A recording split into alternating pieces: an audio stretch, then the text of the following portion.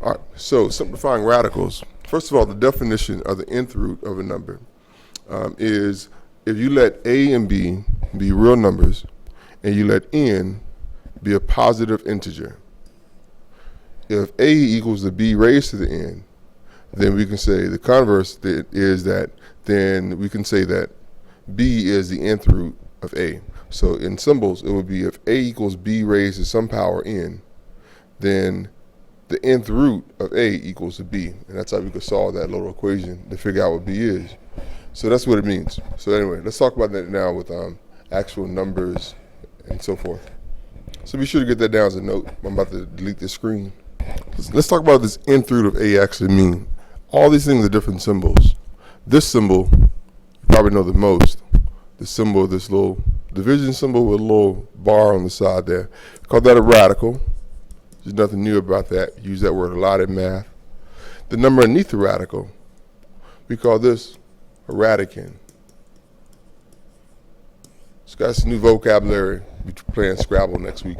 Anyway, that word is actually called, that symbol underneath the radical, whatever it is, whether it be one term or multiple terms, everything underneath there is called a radicand. In quadratic formula, that would be the discriminants, that piece underneath the radical. This symbol, the number that the root has been taken by, we call that our index. And technically we have an exponent here. We call that an exponent.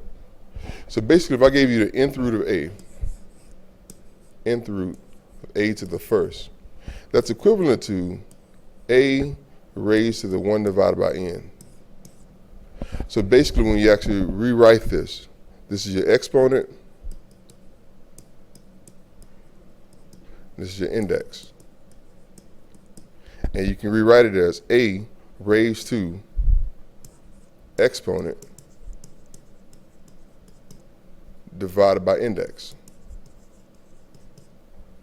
So when we refer to index, we're referring to this number. We refer to exponent, referring to the number on top. It's really useful in simplifying these. All right, let's go further. Okay, so some of these you may already know.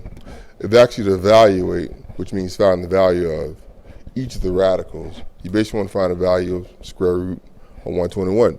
If you don't have an index, the index is assumed to be 2. So for the square root of 121, it really means the square 2 as the index of 121. So anyway, so the answer for the square root of 121 we know is 11. Why? Because 11 to the second power equals 121. This one would be the cube root, so index is 3, of 125 divided by 64. So basically what you want to do is you want to cube root the numerator, 125, and cube root the denominator, the 64. You may remember 125 is one of the perfect cubes you memorized earlier this semester. So the cube root of 125 really is 5. And the cube root of 64 is really 4. So this answer is really 5/4. The fifth root of negative 32 is perfectly okay. You can't take square root of negatives unless you get imaginary numbers. But fifth root of negatives is okay. I would rewrite that negative sign outside though and call it the fifth root 32. So basically what you're looking for is what number to the fifth power gives you 32. So if you break that up a little bit, 32 is really 16 times 2. And 16 can break down further to be 4 times 4 times 2. Both of those reduce to be 2. So this is really negative fifth root of 2 times 2, which is that 4.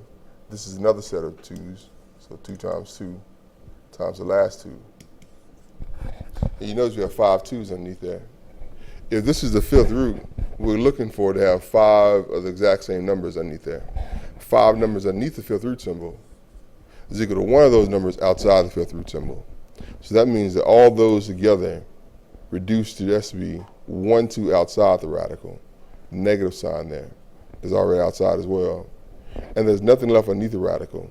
So it's just negative 2 is your answer because that's what it is. So apparently the fifth root of negative 32 is equal to negative 2. And negative square root 49. Well, negative square root 49 basically means negative 7 because we know square root 49 is just 7. All right, we got like 7 properties of radicals. This is the first one. Basically, the nth root of a to some power m. This is index and that's my exponent. It's equal to the nth root of a and the whole thing raised to the m. So basically that means you can nth root the answer first, and whatever the answer is, you can raise to the power later. It's a pretty nice little thing to know. Another property is, given the nth root of a times the nth root of b, that's equal to the nth root of a times b. Or you might just call that ab. Third property, the nth root of a divided by the nth root of b, as long as those roots are the same, you can call that the nth root of a divided by b. So you can divide those numbers as a radicand and then take the nth root of it later. Fourth property, suppose you have a root of another root. So you have a root within a root. Well, so this is the mth root of the nth root of a. Basically what we have now is, it's the same thing as the m times n root of a. So you can take both of those indexes and multiply them together and call it the m times n root of a. The nth root of a to the n. You may remember before I started this property slide that what we said was this a value is equal to exponent over index. So n divided by n. N divided by n is 1. So it's just a. So if I have a radical that the exponent and index equal to each other, what we have basically left is just the number a, or whatever that number may be underneath that.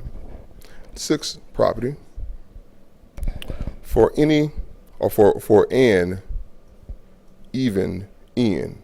So you got to agree 2, 4, 6, 8, and so forth. If both of those are equal to each other, and this is an even index, and they're equal, it's equal to the absolute value of a. So whatever the answer is, positive or negative, your answer will always be a positive number. If you want to know what it is when it's odd, it's just a.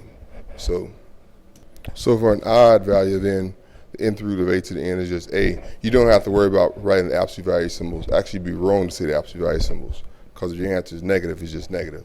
However, if it was even, you have to call your answer positive, because the answer is the absolute value of a. All right, so that's pretty much all the properties you need to know. Well, there is one last property, which would be property number 7, which deals with addition. It's kind of, well, let me explain. So basically, you got a square root of x, or any n root of x, plus b in that same root and the same x value. Basically, these act like coefficients. This now acts like a variable. Keep in mind, this index must match that index. Whatever is the radicand must also match this radicand. So they are both the same. You can simply add these numbers, which act like coefficients. So it'd be equal to a plus b times whatever that is. So basically what I mean is this. If I gave you 7 times square root of 3 plus 2 square root of 3 plus 4 square root of 7 plus 9 square root of 7.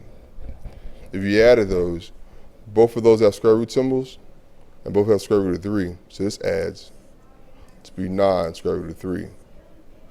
Both of these have a square root of 7.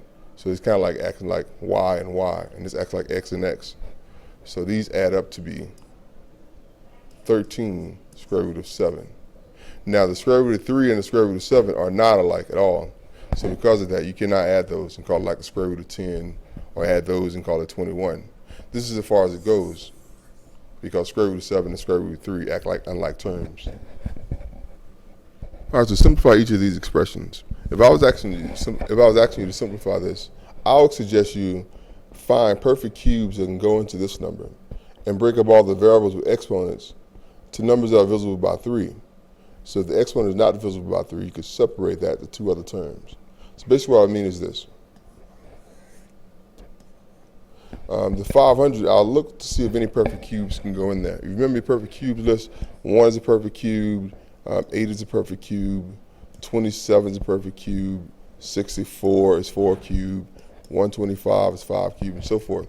And I keep going down that list and see if any of those numbers can go into the coefficient. And I think 125 can go in there. So I think it's 125 times 4. And that's what 500 can break up into. So I want to break it into perfect cubes. And then the next one is x to the fourth. I'm going to break that apart to be x cubed times x to the first. If you think about it, well, x cubed times x to the first, when you multiply on those, you add the exponents. So this is really x to the fourth. Y to the sixth is divisible by 3, so I don't have to mess with it. I can leave it alone for now. Z squared, I can't break that up into be anything else other than z times z. If this exponent is not bigger than the index, you can't reduce it any further. It can't come from underneath the radical. So if the exponent is smaller than the index, for example, 2 is smaller than 3, there's no way to take the z out of the radical. It's stuck underneath there. So basically what we have is this now. I have the cube root of all these numbers, which means I can cube root each part. So I can cube root 125, multiply that by the cube root of 4, multiply that by the cube root of x to the third, multiply that by the cube root of x to the first, times the cube root of y to the sixth, times the cube root of z squared. So what we now know is cube root 125. I know that's 5 times 5 times 5, so I know that's 5. Cube root of 4, if you break down 4, is 2 times 2, so there's no perfect cube in 4, so it stays there. That's a cube root of 4. The cube root of x to the third is really the same thing as x to the 3 over 3. So I'm going to rewrite all these numbers, all the variables, with rational exponents, fractional exponents. So the second one, the index here is 1. The exponent is index 3, the exponent is 1. So it's times 1/3, or x to the 1/3, times y to the 6 over 3, times z to the 2 over 3. And if that's the case, this is already reduced. This cannot be reduced any further. This reduces. This is just plain old x to the first power. That can be reduced, so I'm going to go back and calling it cube root of x. That can be reduced to be y squared. This can't be reduced, so I'm going to go back calling it cube root of z squared. So what we have left outside the radical is y squared, x, and 5. So outside we have 5x times y squared. Underneath the radical, we have a cube root of 4 and a cube root of x and a cube root of z squared. So that means 4x and z squared are all set underneath the cube root symbol. So I got to write a cube root here. So my final answer for this is this. So that's it. Take a look at the second example, B, and actually simplify it. Good luck. So you probably looked at this and called 8 4 times 2. W to the fourth is already divisible by 4. X to the 13th, you can call that x to the 12th times x to the first. Y to the 7th is y to the 6th times y to the first. And z to the 20th is also divisible by 2. If you remember, the index here is 2 because of square root. So when I look at all this, it means the square root of 4 times square root of 2 times square root of w to the 4th times square root of x to the 12th times square root of x times square root of y to the 6th times square root of y times square root of z to the 20th. This is 2. Square root of w to the 4th is even w raised to the 4 divided by 2. It's w squared. X raised to this is x raised to the 12 divided by 2. It's x to the 6th. This can't go any further, so square root of x. This should be just y times square root of y times z to the 10th. So everything outside the radical are these numbers. So it should be 2w squared, x to the 6th, z to the 10th, and then square root of 2xy. And that's it. That's all I have. Good luck.